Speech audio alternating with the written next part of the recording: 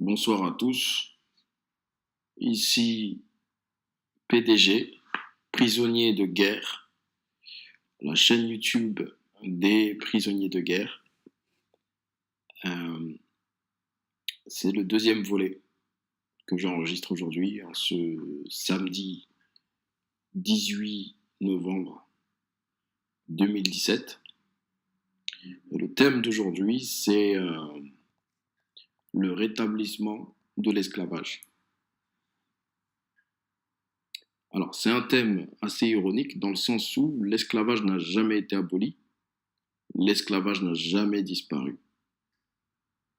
Il a toujours été parmi nous et il est actuellement parmi nous.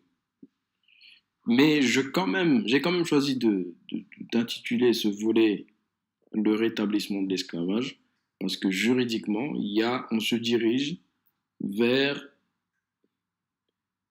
un rétablissement juridique officiel de l'esclavage. Et c'est la solution l'unique solution qu'a trouvé le système financier mondial, système blanc, d'accord, judéo-maçonnique. C'est la seule solution que ce système a trouvée face à la crise économique, qui a d'ailleurs été orchestrée, organisée par les mêmes prétendument pompiers ont été les pyromanes, d'accord? On se comprend. Donc, on se dirige vers un rétablissement de l'esclavage. On le voit actuellement en Libye. Des individus, des corps noirs entassés dans des cellules et vendus aux enchères. L'esclavage n'a jamais été aboli dans ces pays-là d'ailleurs, les pays d'Afrique du Nord, les pays du Maghreb et les pays arabes. Mais là, on se dirige vraiment vers un esclavage explicite qui ne se cache pas, qui n'a pas honte. Le rétablissement, il est officiel. Là, il est officiel.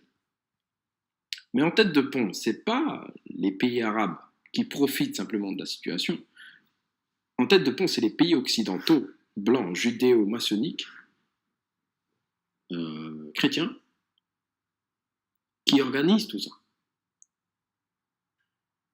Qui organisent les guerres, les crises économiques, le déplacement des populations, le déplacement des réfugiés vers les pays occidentaux,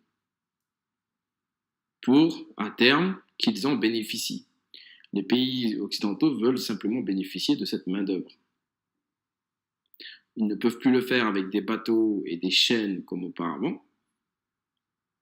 Alors, ils ont automatisé le système, telle sorte que les personnes les captifs viennent d'eux-mêmes, dans des embarcations de fortune ou à travers le Sahara ou la Méditerranée, les réfugiés viennent d'eux-mêmes.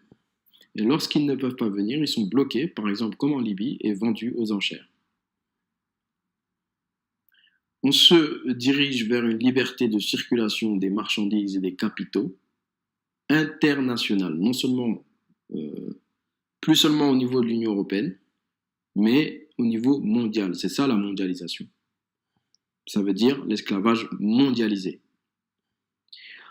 Le rétablissement de l'esclavage,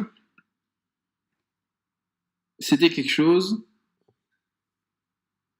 dont, voilà, il fallait s'attendre à ça. Il fallait s'y attendre. Il ne faut pas se voiler la face.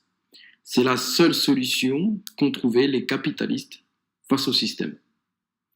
Il ne peut pas y avoir de capitalisme sans esclavage.